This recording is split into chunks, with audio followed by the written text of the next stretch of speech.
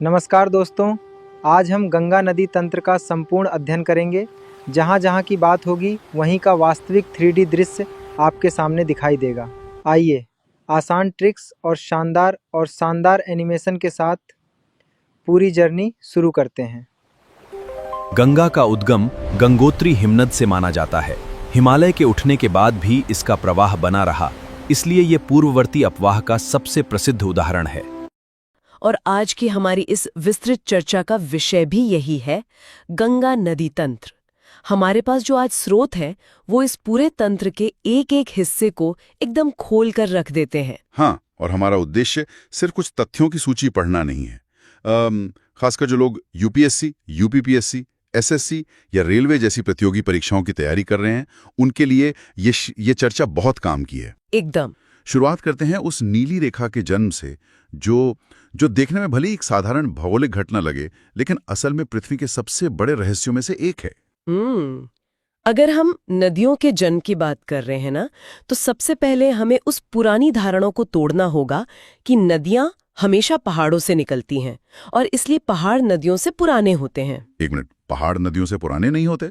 मतलब मैं हमेशा यही सोचता था। ज्यादातर लोग यही सोचते हैं, लेकिन हमारे स्रोतों में गंगा तंत्र के लिए एक बहुत ही भारी शब्द का इस्तेमाल हुआ है, पूर्ववर्ती अपवाह, जिसे अंग्रेजी में एंटीसीडेंट ड्रेनेज कहते हैं। अच्छा, एंटीसीडेंट ड्रेनेज। हाँ, और ये जो अवधारणा है ना, ये उस शांत नीली रेखा की तस्वीर को पूरी तरह से पलट देती है।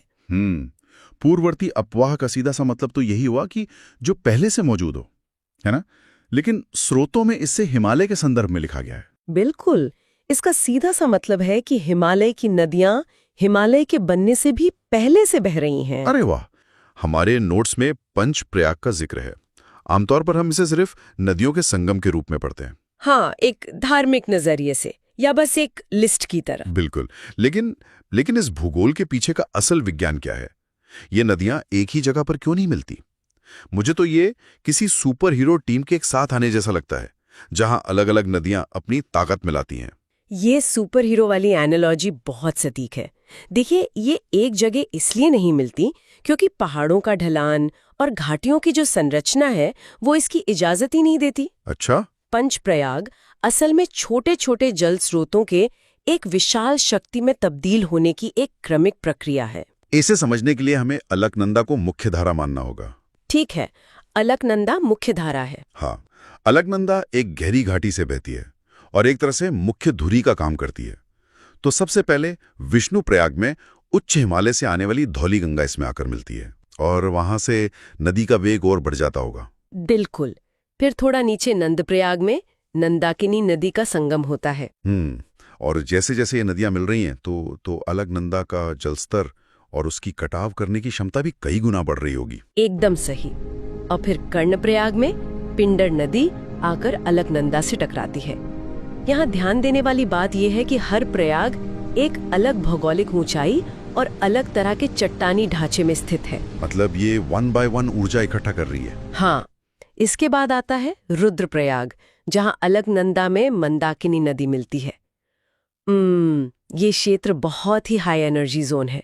आपको पता होगा, केदारनाथ धाम इसी मंदाकिनी नदी के तट पर स्थित है। हाँ बिल्कुल, और मंदाकिनी का ढलान बहुत तीव्र है, इसलिए इसका बहाव बेहद आक्रामक होता है। सही कहा। और इन सभी नदियों का सारा जल, सारी ऊर्जा अंततः देवप्रयाग पहुंचती है। जहां भागीरथी नदी, जो गंगोत्री से आ रही है, वो इस पूरी तरह से चार्ज हो चुकी अलकनंदा से मिलती है। और यहीं से इस महाजल धारा को आधिकारिक तौर पर गंगा नाम मिलता है। ये समझना वाकई दिलचस्प है कि गंगा सिर्फ एक नदी नहीं, बल्कि कई नदियों की संयुक्त गतिज ऊर्जा का परिणाम है। एग्जाम में पंचप्रयाग का क्रम बहुत पूछा जाता है। हाँ, यूपीएससी और एसएससी में तो देवप्रयाग के नदियों का संगम है या मंदाकिनी कहाँ मिलती है, ये सवाल अक्सर आते हैं। बिल्कुल। खैर, देवप्रयाग के बाद गंगा पहाड़ों को पीछे छोड़कर मैदानों में प्रवेश करती है। लेकिन एक बात बताइए, पहाड़ों में जो नदी पत्थरों को चीर रही थी, वो मैदानों में आते ही अचानक इतनी शांत क्यों दिखने लगती है? इसका कारण बहुत सीधा सा है, ढलान में अचानक आने वाली कमी। जैसे ही नदी ऋषिकेश और हरिद्वार के पास मैदानी इलाकों में आती है, तो जमीन का ढलान एकदम सपाट हो जाता है। तो पानी के बहने की रफ्तार अपने आप कम हो जाती है। बिल्कुल। पहाड़ों में नदी की ऊर्जा नीचे की तरफ गहराई में काटने में लग रही थी, जिसे वर्टिकल इरोजन कहते हैं। लेकिन मैदानों में नदी अपनी ऊर्जा का इस्तेमाल किनारों को चौड़ा करने में करती है, मतलब लैटरल इरोजन। समझ गया। और इसी मैदानी सफर में गंगा को अपनी सबसे बड़ी सहायक नदियां मिलती है, जैसे यमुनोत्री से निकलने वाली यमुना, जो प्रयागराज में गंगा से मिलती है। हाँ, यमुना गंगा की सबसे लंबी सहायक नदी है, ये तो स्पष्ट है। लेकिन यहाँ एक बात बहुत दिलचस्प हो जाती है।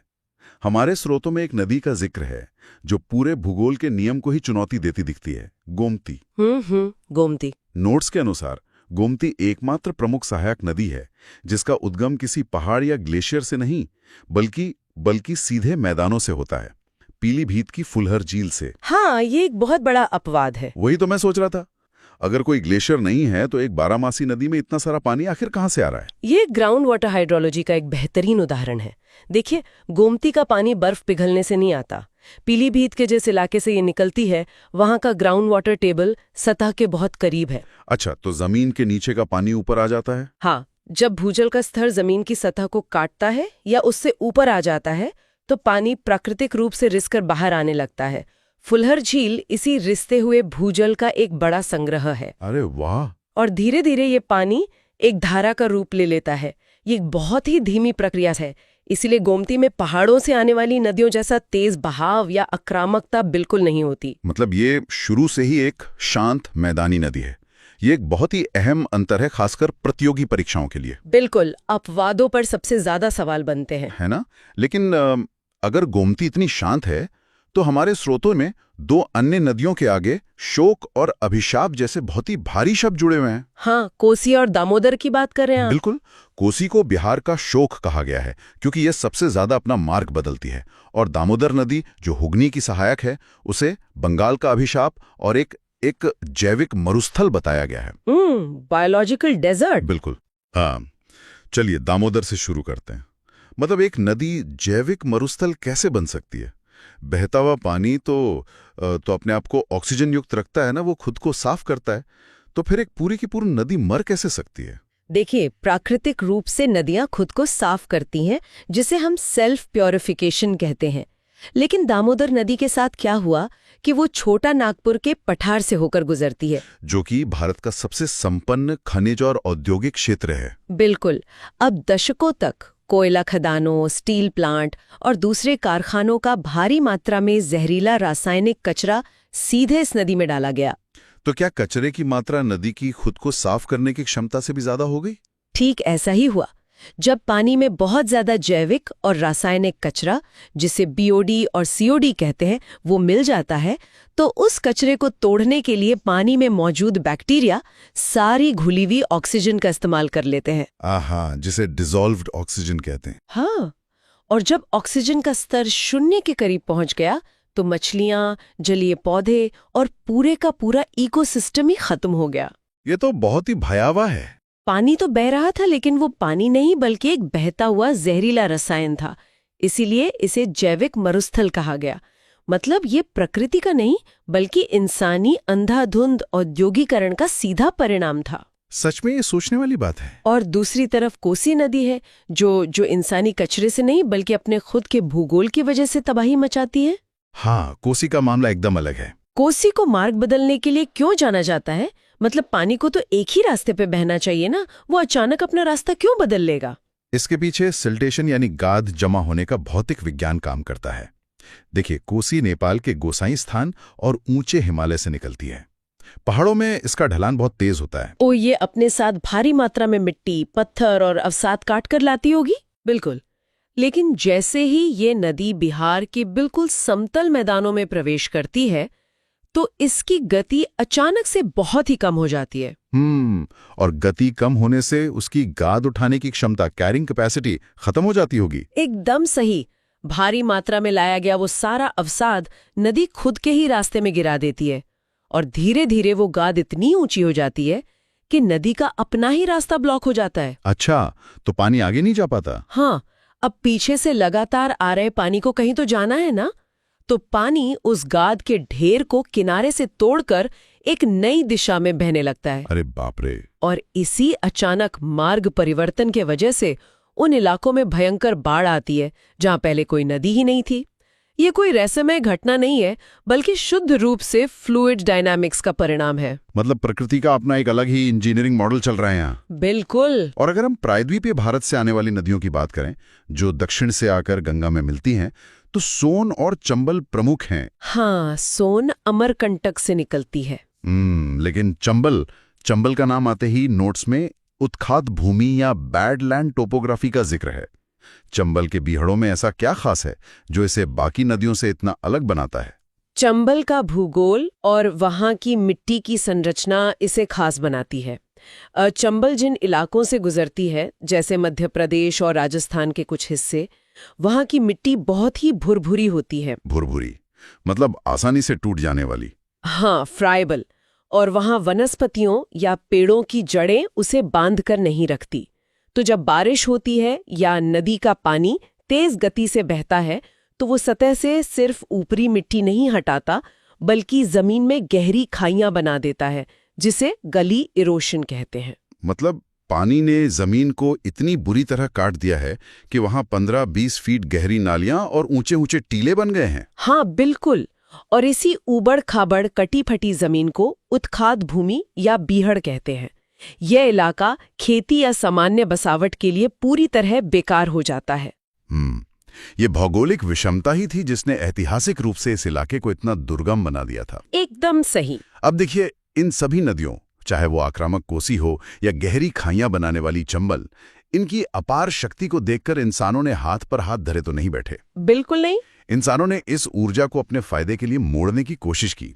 और यहीं से हमारे विश्लेषण का अगला हिस्सा आता है, विशाल बांध परियोजनाएं, जो कि रेलवे और एसएससी एग्जाम्स के लिए बहुत अहम टॉपिक है। हाँ, इन नोट्स में भागीरथी और भिलंगना के संगम पर बने टेहरी बांध का जिक्र है, जो भारत का सबसे ऊंचा बांध है। यहां तक तो बात समझ में आती है कि ऊंचाई से पानी गिराकर बिजली बनाई जाती है, लेकिन मुझे जो सबसे ज्यादा हैरान कर रहा है वो है पश्चिम बंगाल में बना फरक्का बैराज। फरक्का बैराज बहुत ही रणनीतिक परियोजना है। वही ना, अक्सर हम सोचते हैं कि बांध सिर्फ बिजली या सिंचाई के लिए होते हैं, लेकिन यहां लिखा है कि फरक्का बैराज का मुख्य उद्देश्य कोलकाता बंदरगाह को गाद से मुक्त रखना है।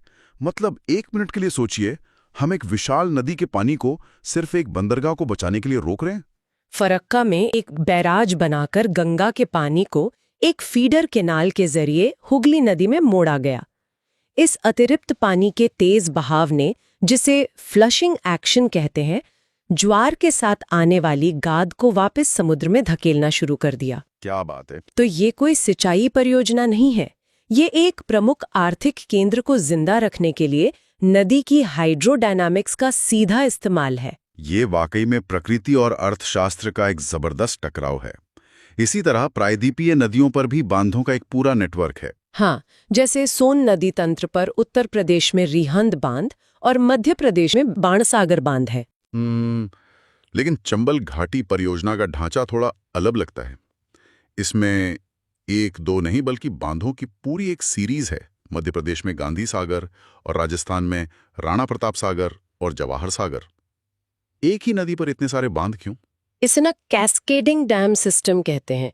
चंबल नदी एक पठारी नदी है जिसमें हिमालयी नदियों की तरह साल भर बर्फ पिघलने का पानी नहीं आता। अच्छा, तो इसमें मुख्य रूप से बारिश का पानी होता है। हाँ, इसलिए पानी की हर एक बूंद का अधिकतम इस्तेमाल करने के लिए इसे कई चरणों में रोका जाता है। गांधी सागर से जो पानी बिजली बनाकर छोड़ा जाता है, उसे आगे राणा प्रताप सागर में फिर से रोका जाता है और फिर जवाहर सागर में। मतलब ये एक सीढ़ी नुमा व्यवस्था है जिससे पानी की गतिज ऊर्जा का 3 बार इस्तेमाल होता है। बिल्कुल, ये संसाधनों के इस्तेमाल का एक बेहतरीन तरीका है। कमाल है। तो अब इन सभी पड़ाव, पहाड़ों के उद्गम, मैदानों के विस्तार और बांधों की रुकावटों को पार करने के बाद गंगा अपने अंतिम सफर पर पहुंचती है, जो कि बहुत ही रोचक सफर है। हाँ, उत्तराखंड से शुरू होकर उत्तर प्रदेश, जहां ये सबसे लंबी दूरी तय करती है, फिर बिहार, उसके बाद झारखंड के साहिबगंज जिले में एक बहुत ही छोटा सा सफर, और अंत में पश्चिम बंगाल होते हुए ये बांग्लादेश में प्रवेश करती है। और इस अंतिम सफर का सबसे बड़ा भौगोलिक परिणाम है सुंदरबन। गंगा और ब्रह्मपुत्र मिलकर दुनिया का सबसे बड़ा डेल्टा बनाते हैं। लेकिन एक सवाल है, एक नदी डेल्टा क्यों बनाती है? वो सीधे समुद्र में क्यों नहीं मिल जाती?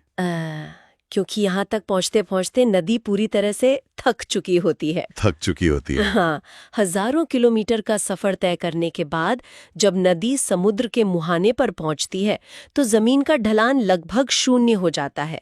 नदी के पास अब इतनी गतिज ऊर्जा नहीं होती कि वो अपने साथ लाए गए लाखों टन गाद को समुद्र के अंदर तक धकेल सके। और सामने से समुद्र की लहरें भी तो नदी के पानी को पीछे धकेल रही होंगी। बिल्कुल।